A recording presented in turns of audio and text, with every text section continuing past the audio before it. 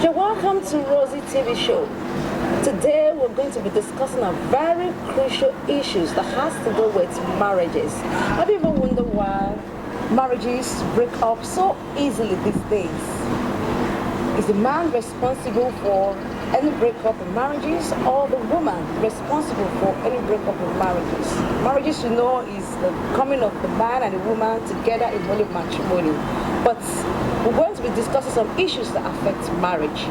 With me is a great counselor, an educationist, and the minister of God, all the way from the United Kingdom, here with me in Benin City to discuss some of these issues, the issues that affect marriages. So, mommy, can we meet you? Thank you very much for having me. It's a pleasure to be here. My name is Pastor Jane Onaiwu, and I'm really delighted to be here and to be part of the discussion. Okay, thank you very much, man. We want to know what are some of the issues that affect marriage, that creates misunderstanding between the man and the woman. What are some of these common issues in marriage? Thank you very much. All right, okay. So that's a very interesting question about issues that affect marriages. I think issues that affect marriages are multifaceted. That means there are lots and lots of different things that would affect marriages. Now, we must understand that marriage is a relationship between two individuals from two different backgrounds. And because they're coming from two different backgrounds, they would have baggages they're coming with because of perhaps the how they grew up, and the kind of friendship they kept, and their sort of worldview, their values and their belief system, that would go a long way to affecting a lot of things. But the most common factors that affect relationships or marriage relationships will be the issue of trust, will be the issue of finance, will be issues like if both couple have agreed from the onset that they would like to have a family, maybe they like to have children, and maybe sadly for some reasons children are not coming into the marriage, that also can be a source of marital problems.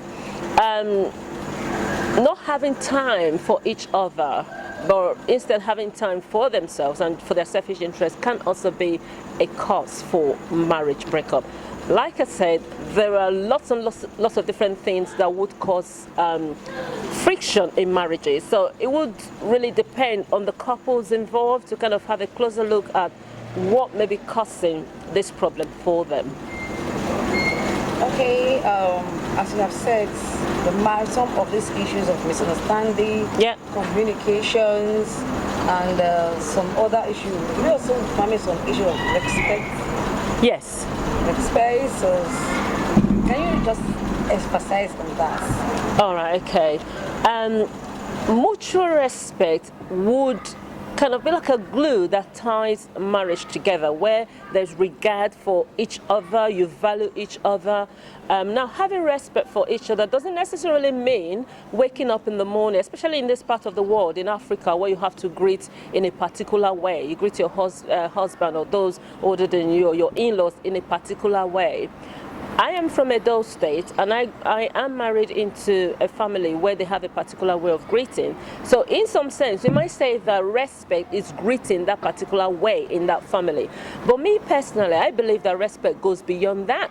Respect has to be mutual for it to work in a marriage. So if the wife is the one respecting the husband and sort of being selfless and just giving her all in the marriage, and the husband disrespects the wife, or maybe disrespect the institution called marriage, in different ways this can really happen, then that marriage is not going to survive. So what do I really mean by that?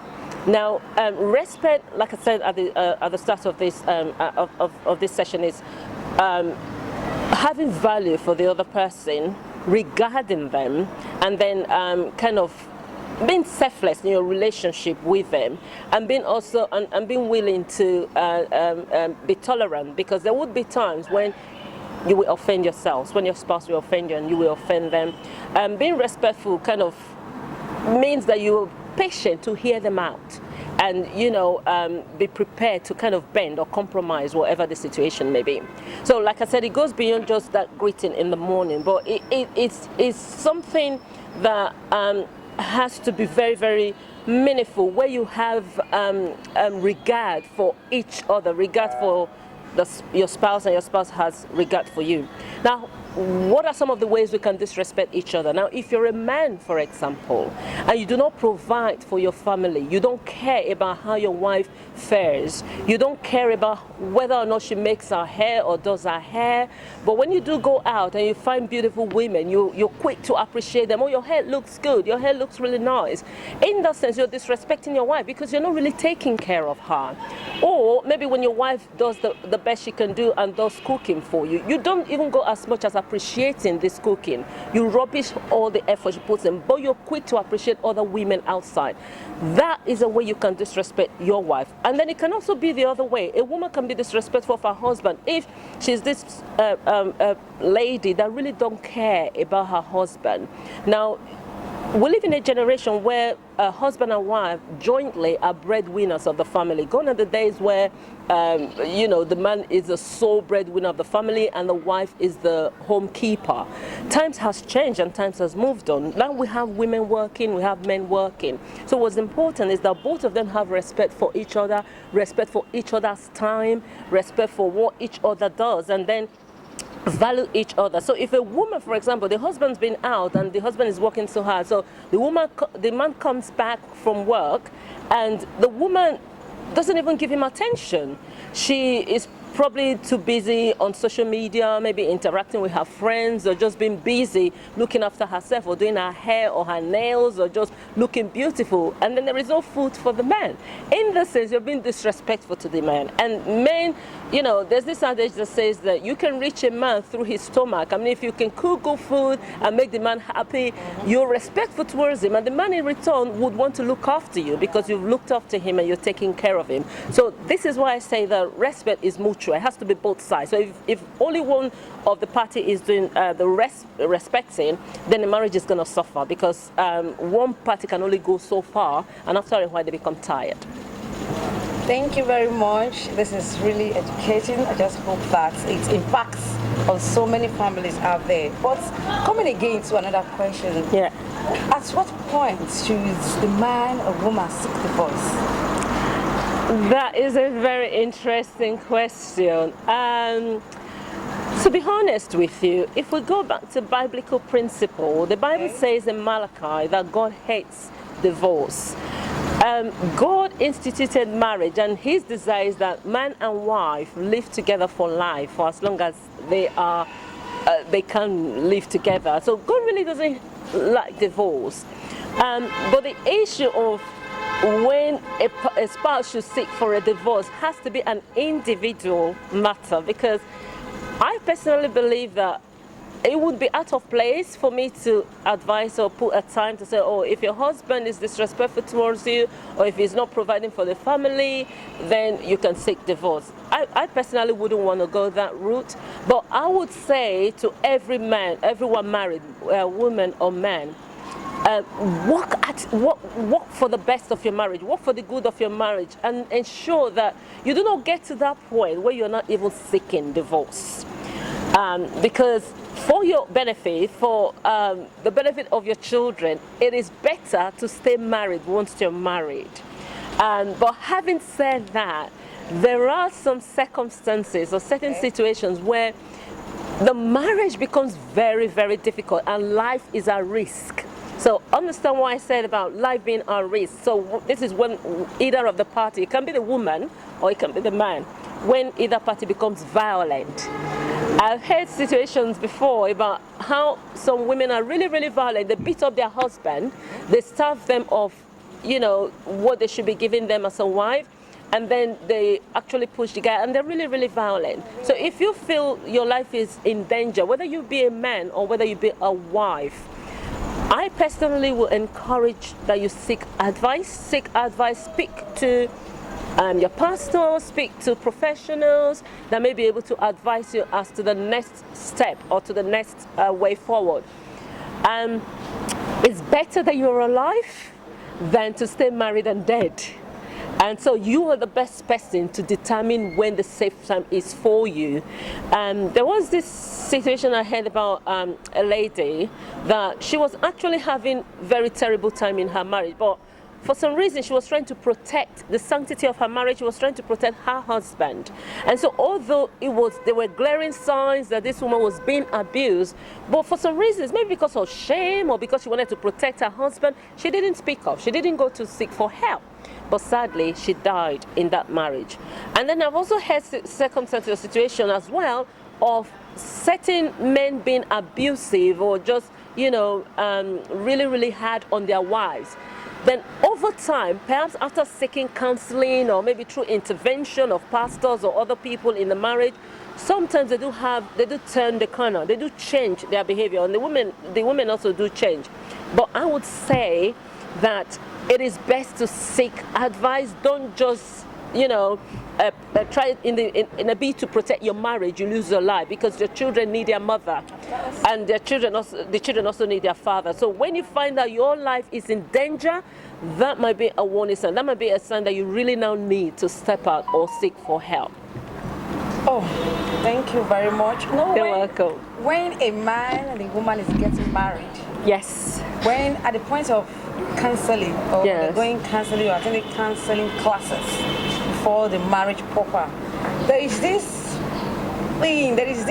statement that they usually tell couples that, oh, don't allow third parties come to your marriage. Yeah, yes. Try to sort it out yourself. Yes. But in situations where the man or the woman cannot absorb some issues, yes, who is the right person to meet?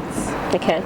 To seek counsel or advice, anyway, just to have a way of resolving some particular issues hitting up the marriage. With this statement or tag, don't let anybody come in, don't let third parties, just hold on to yourself, resolve issues by yourself. If it's beyond the man, beyond the woman, who should they meet for counsel? Who is the right persons to meet? That is also a very, very good question.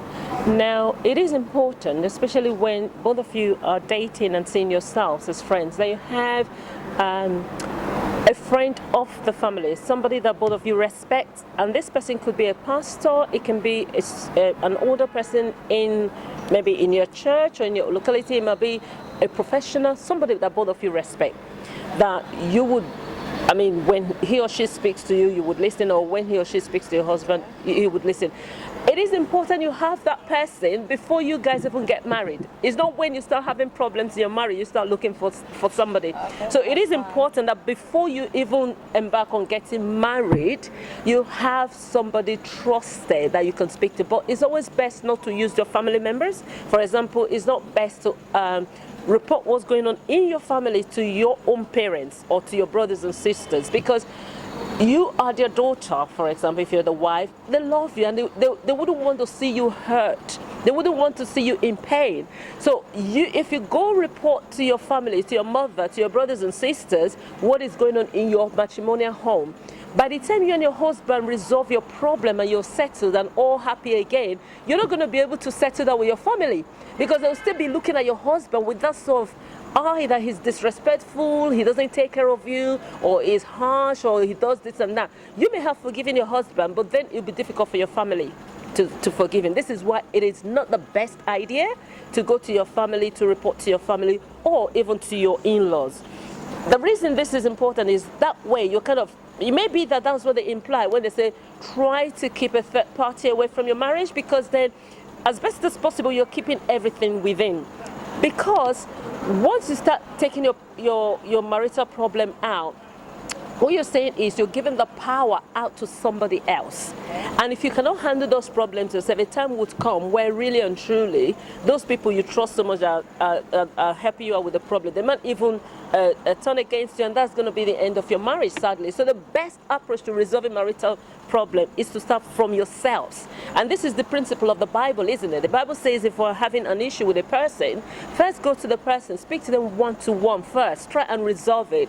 If that doesn't work, then you bring another person, maybe an elder in the church. If that doesn't work, then maybe the whole church to the person. And if that doesn't work, disregard this person as an infidel. Now, going back to that specific question, the couple are in the best position to choose who this person would be. But in most cases, I would recommend a man of God or a woman of God. Why? Because a man of God, a woman of God will cover you in prayer. So besides counseling you both about, oh, this is what you need to do or how you need to support yourself, the person is a neutral person. It's not your mother, it's not your uncle, it's not your brother, it's not your sister, but a man of God or a woman of God that would want both of you to succeed. So chances are, besides intervening in the situation you may both be going through, they would also cover you with their prayers, and they will, of course, maybe because I expect that both of them also will have a very happy marriage. And this is also important. So if you're going to be speaking to somebody about your own marriage problem, make sure also that family or that person you're speaking to, they also have a good marriage. Because if they don't have a good marriage and the marriage is broken, you're not doing yourself any good if you're going to speak to them about your problem, because the way they would advise you, they'll be parochial in their advice, they kind of will be prejudiced because of their own worldview, because of what they're also experiencing. So you want to go to a person that's balanced, a person that's happy, a person that you know that they have a good track record of marriage relationship. So this person may be in your church, or they may not even be in your church. So if you're in ministry, for example, you're in leadership in a church, for example, because marriage problem doesn't affect only people that are only members of church or ordinary people. It affects those in leadership as well. So if you're in ministry or you hold any kind of leadership position, the best advice usually is that you don't speak to people in your parish, you don't speak to people in your church about your problem. You go outside, maybe to somebody more mature in ministry or somebody else in ministry. Why is that important? Now, if you're a leader in a church and then you're speaking to members of your own church about the problem you're going through, there's no security there, because humans being humans, word can fly, and that will impact your marriage and then can cause even further problem. Men by nature do not like their problems being discussed. So if you're having challenges in your marriage and you want help, it's always best to go to somebody you can confide in that can protect your marriage. Because if you do that in your church and words start to go out, then that can really lead to early death of the marriage. So it's important that you're discreet about that. Again, like I said at the start, it's important that before you even get married, that you and your husband have somebody in your life that both of you respect.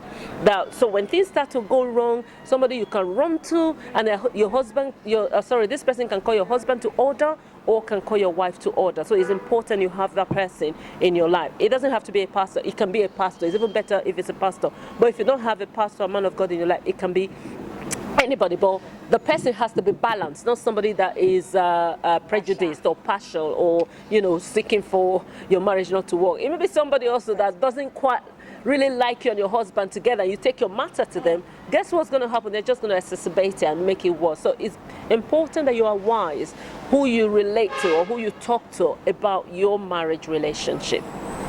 Thank you very much. These are so powerful. Thank you. Counsel, powerful statements. Okay, I would say consider the rate of divorce. Yes. We don't say the man is responsible for divorce or the woman is responsible. Which of the spouse this time you would say is responsible for any marriage breakup? Okay, again, this is hard to actually pinpoint to say whether a man or a woman is responsible. I would look at every marriage as a unique institution. So every marriage is special, every marriage is unique. So a marriage A may be going through issues, and it may be the problem of the man. And marriage B may be going through issues, and it may be the problem of a woman. So it's not really possible for me to say right here, to say it's the problem of the man, because I personally, I hate generalization, kind of generalizing that, the men folk are the ones that make marriages divorces happen, or the women folk are the ones that make marriages happen. So you take each marriage on a case-by-case basis. So what is it that's going on in this home? What is it that's going on in this marriage? And in that case, then you kind of dissect what the problems might be in that particular home. Well, even in situations like that, I'm very slow to apportioning blames to, this man, you're the cause, this woman, you're the cause, because it takes two to tangle, English people say. So before the marriage gets to that point where it's now know, at the point or at the verge of divorce, both of you, husband and wife, would have played your role, or maybe you have not, you have ignored to play your role. So it would be both of them. I would personally say, oh well, maybe both of them had not played their card well.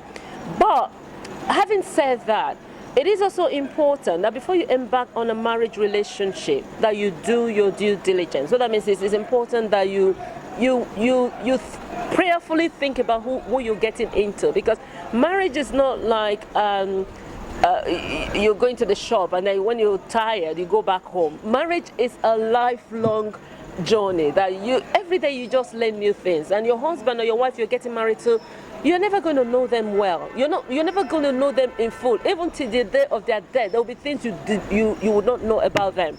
But as you both grow together in your married life, you begin to find that you're getting to know each other better and better. You begin to tolerate each other more. You begin to understand each other more. So it is important that you do your homework. It's better that you get married to somebody that you can call a friend, rather than somebody that you just got married to because all your mates are getting married and you really did not connect with this person, or you do not know this person, or maybe somebody introduced you to this person, and because of pressure from maybe your parents or other people, you just thought, oh well, I'm over 25 now, I'm 28, some are even in their 30s, they now feel that urge to get married without actually knowing this person. Yeah. And chances are, because you've not really known this person, yes, the marriage may not survive. And even if it does survive, it might be that marriage of endurance. You're enduring to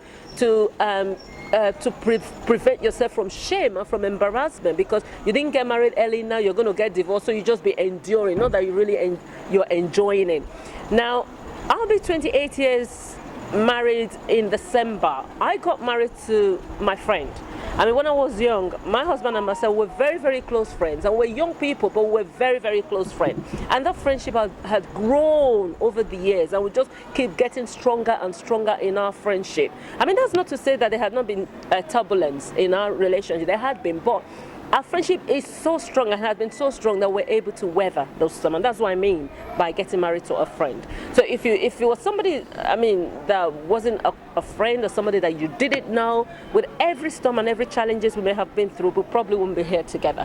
So this is what I'm saying, that it's really, really important that when you're choosing a spouse or when you're getting married, marry somebody that you can say, oh, this is my friend, or get to know the person first. Don't be in a hurry to like, oh, okay, because you've been on a date twice, you now feel, oh, this guy must love me enough to marry me. Get to know the person first and see if both of you will be compatible. But having said that, there are situations also, there are circumstances where people may have known themselves for so long, but sadly, they still face turbulence in their marriage, either because of infidelity or because of broken trust or something, and they find that the marriage is falling apart. So there are, like I said at the very, very start, there are different things that will cause marriage breakup. So me personally, I would say that it's best to sort of live very carefully, think very carefully before you get married, because if you do get married, be sure that this is the person you'll be able to sort of tolerate, be able to sort of forgive, and be able to walk this life with when you do get married. Okay. I'm beginning to enjoy the discussion. I really wanted to end. All right, so let's continue. Okay, I was almost coming to that. That is the last part, the last section of this discussion, for you to advise couple. Yeah. You know, there are so many couples out there that are really enduring. Yes. There are so that in pains.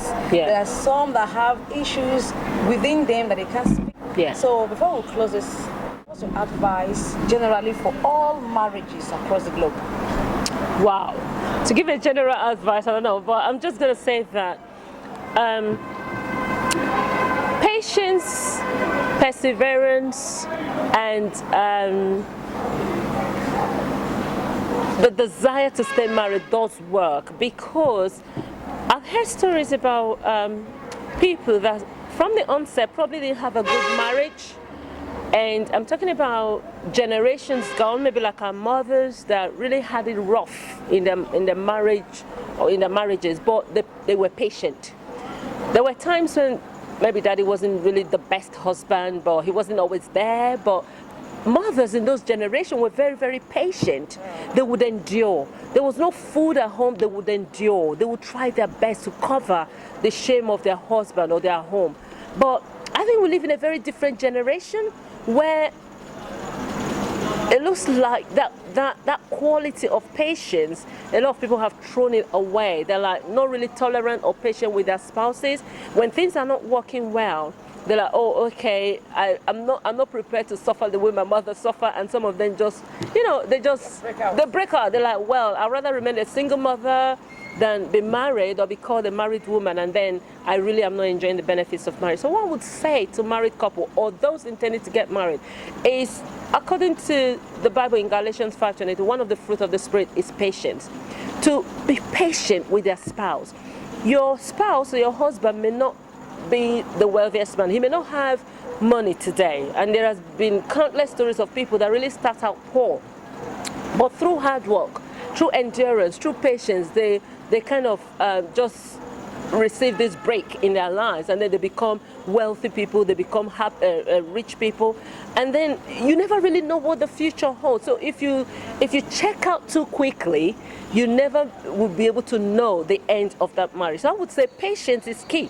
It's important you are patient with your spouse, whether you're a husband or whether you're a wife. It's important you're patient with your spouse and walk this journey together. And then there may be times where things are not all that you expect it to be. That's perseverance. Again, patience and perseverance, they're kind of like TMS twins, or they're related, two sides of one same coin. So you persevere in the face of hardship, because things.